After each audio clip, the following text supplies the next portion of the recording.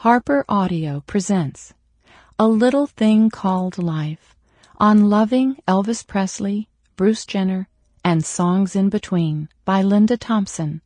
This is the author.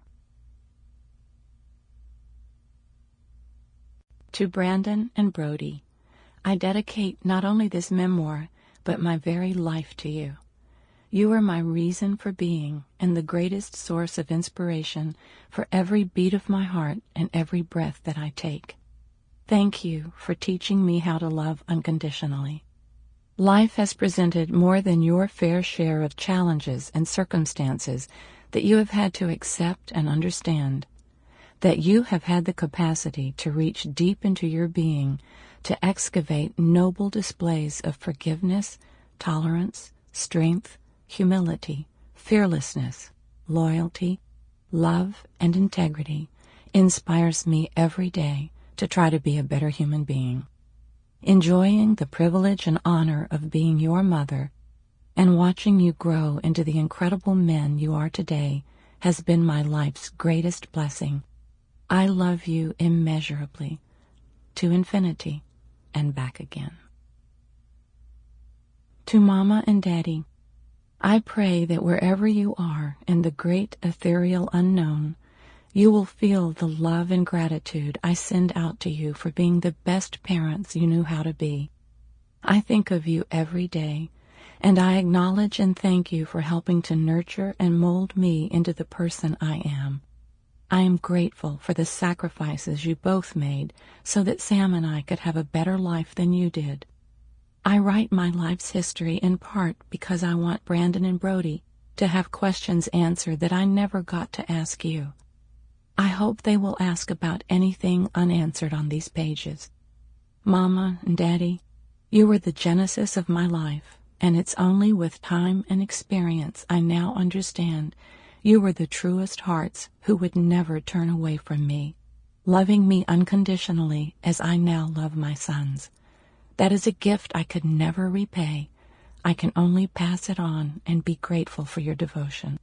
I love you eternally. Introduction. I originally began writing this book over 10 years ago, but after completing about 4 chapters, I realized I could not reveal my whole truth without compromising or infringing on another's. So I put my book on the shelf until Caitlyn Jenner emerged, freeing me to share my journey.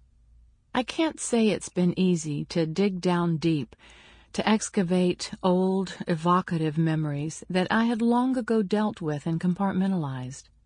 It has been furthermore challenging to relive the moments, feel the emotions again, and articulate them sensitively and effectively.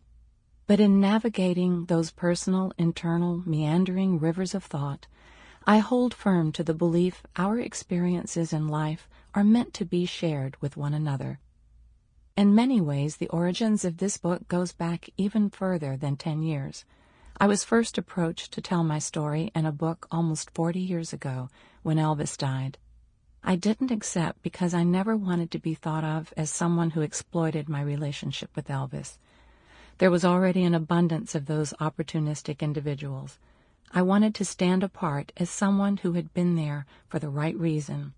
It has always meant more to me than riches to know that as he lay dying, the last thought Elvis would have had of me was the certainty that he had been loved purely by me.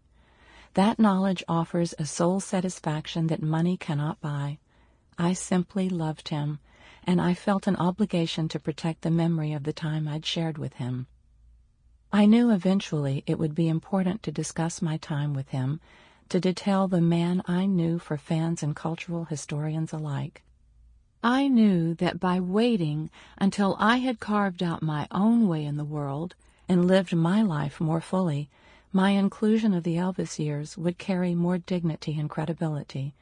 There was a sense of responsibility to Elvis's memory, and his legions of fans I felt then, and I still feel to this day, to portray him as I knew him.